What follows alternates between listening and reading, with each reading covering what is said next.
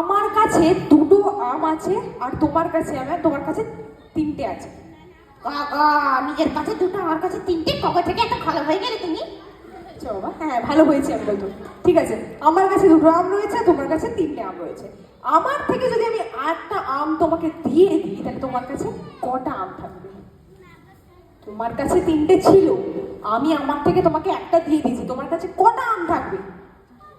একটা। কি করে? 3+1 কত হয়? আরে ওই ভাবে কেন ভাবছো? লজিক্যালি ভাবো। লজিক্যালি তো বলছি আমি, চারটে হবে তো 3+1 4 হয়। আরে বাবা, তার আগেই তো আমি তিনটে আম খেয়ে নেবো নাকি? ও বাবা, তুমি আম খেতে এত ভালোবাসো? হ্যাঁ, কাশি তো। তুমি আম খেতে ভালোবাসো, করো তুমি মাথা খেয়ে নিয়েছো, ছেড়ে দাও। তুমি একটা কাজ করো, তুমি আম খেতে যখন ভালোবাসো তিনটে আমের নাম বলো। হ্যাঁ বলো। আম আম আম। ওরকম নয়, যেমন হিমসাগর আম। ও জানি জানি জানি জানি জানি। জানো? ঠিক আছে বলো হিমসাগর আম আর কি কি হবে? হ্যাঁ, হিমসাগর আম, প্রশান্ত মহাসাগর আম, ভারত মহাসাগর আম। হিমসাগর আম হয়, প্রশান্ত মহাসাগর ভারত মহাসাগর হয় না? হয় না? না, যেমন হিমসাগর আম, ল্যাংড়া আম। এই জানি জানি জানি জানি।